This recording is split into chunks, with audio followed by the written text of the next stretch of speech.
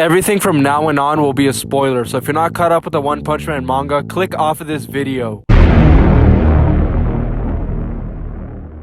Garo, as a young child, was bullied by all the other kids, especially the popular ones. Garo was different than all the other kids. He didn't want to root for the hero, he wanted to root for the monster. But after all the bullying, Garo said enough is enough. Now it's time for me to become strong. He started training with Bang, aka Silver Fang, in the dojo that teaches Water Stream Rock Smashing Fist. He became one of the many students wanting to know how to fight and use that technique. But oh boy, when he was done with learning, he beat the hell out of all the other students. And he wasn't even done yet. He joined a tournament with a wolf mask on and beat him so badly that they banned people from wearing masks or disguises. After Garo learned this new technique and won a tournament, he went on to his new task, hero hunting. First off, he started with bombs like Spring Mustachio and Golden Ball. Come on, they're garbage, you gotta admit that. But then Garo found his first S-class victim, a guy worthy of fighting, and gave him the biggest beatdown of his life. And that poor guy was Tank Top Master, S-Class, rank 16. In my opinion, he was lucky he faced Tank Top Master as his first S-Class opponent because he's by far the weakest one. But guess what? Tank Top Master isn't the final victim from S-Class, there's more to come. And that next hero is S-Class rank 15, Metal Bat. But Metal Bat, he isn't no slouch. He got power, fighting spirit, and those are things that you would want in a fighter. He did give Garo a run for his money, even though technically he did end up losing. But Murata said if that final hit by Metal Bat hit Garo, Garo would have been dead and this arc would have been over. So Garo, you lucky guy, you got saved by the bell. He wasn't saved for long though, because 8 heroes teamed up against 1 man and he had to face all 8 of them and take them down on his own. And remember when I mentioned S-Class? Well, here's another victim, Genos. He ends up pulling up on Garo too. And they go on in a full Dragon Ball Z fight. Garo goes insane, Genos goes insane, punches everywhere, kicks everywhere, all over. It's wild. It's a wild ass fight, guys. And basically, this is all happening in the same day. Garo's getting that same day delivery fights. And then Bang pulls up and starts beating up Garo. Like, when is this gonna end? Well, you can thank Phoenix Man for once again saving Garo by the bell. Did I mention that he lost to Watchdog Man earlier? His first L was to the furry community. That is sad as hell.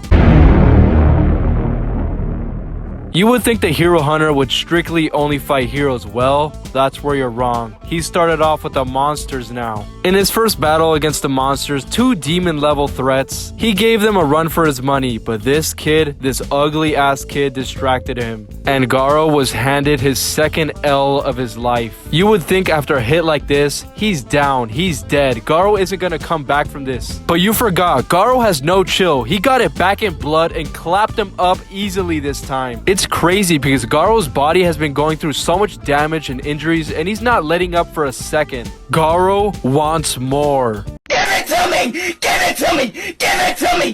Give it to me! Just give it! Then after Garo got it back in blood, he pulls up on Garo, the leader of the Monster Association, and Garo's like, I kinda want you. You survived all that? You gonna make me act up. You gonna make me do something I'm gonna regret. But Garo refuses and Garo uses its psychic powers to immobilize Garo. But Garo's like, you call this psychic powers? I'm already getting used to it. And in the words of Garo, his adaptability is actually incredible. Like, even if he loses, 1 second later he's back up fighting again and won't stop. Then Monster King Orochi comes and grabs Garo and they go into a full-on battle and he injures Garo badly. Bruh. And after this injury, Garo says, I'm not finished. He continues to throw hands with the Monster King, but ultimately Garo loses. After Garo lost, he was locked up in a prison. But then he was freed by someone special. Puri Prisoner, an S-Class hero. The one S-Class hero that everybody knows and loves. We love him, right? Right? Anyway, Garo got one good look at him and he hit him so badly, he couldn't even get up. And by get up, I really hope he means he was hurt and he couldn't move his body, not something else, if you know what I mean. And when I say Garo moves on from fight to fight faster than you move on from your ex-girlfriend, I am not lying. Immediately after, he faces Darkshine, another S-Class hero. Like, it doesn't stop with these S-Class heroes. Garo sure loves to beat up on big, sweaty men. Pause. What did he say? He throws Darkshine everything that he has in the tank. His body is literally shattering, but that doesn't stop him from giving the biggest beatdown of Darkshine's life. He's making a grown muscly man shiver in fear, and Garo is turning into a true monster now. And not only is he a monster, he made Darkshine say the words eek. Yeah, Darkshine, my guy, your career is officially over after telling another man eek. That is crazy. But for Garo, it was never over. That was just another step for his perfect evolution to become the ultimate monster. And his next step is pulling up to a retirement home and fighting two old-ass men. Now as a fully evolved monster, he fights Bomb and beats the hell out of him into retirement. And then Bang, his old teacher, gives him a run for his money, but ultimately Bang loses to Garo. But all that was just a warm-up for the fastest fight in One Punch Man. Garo versus Flashy Flash and Platinum S. And yeah, Platinum S is made up of a bunch of S cells, if you know what I'm saying, so technically he's beating up on little children.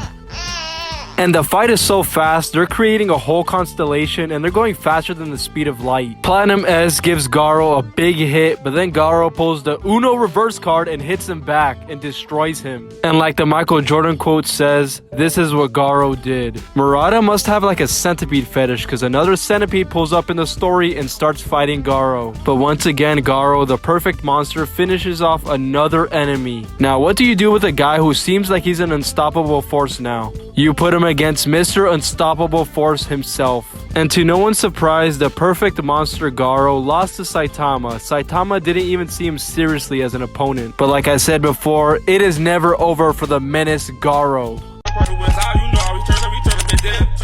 Shake that shit, shake that shit, come on, little, shake that shit.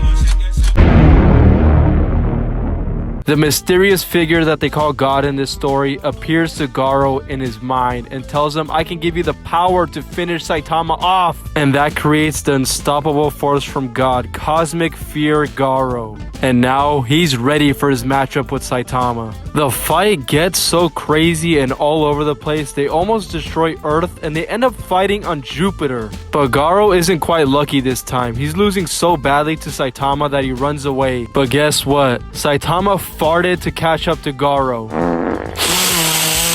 Ah, that smells good. But in the end, to ruin it for all these Garo fans, Garo ends up losing to Saitama with 0 punches thrown. Apparently, Saitama went back in time and changed the future and beat Garo so badly, the fight is now over.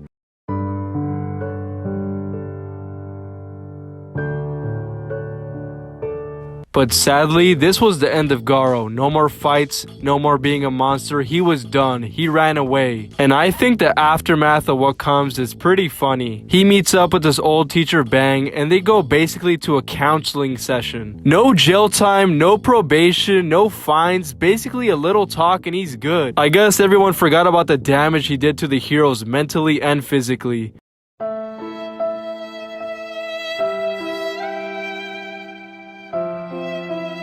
Well, thanks for enjoying this video. Like, subscribe, and share this video to your grandma's sister. I'm out.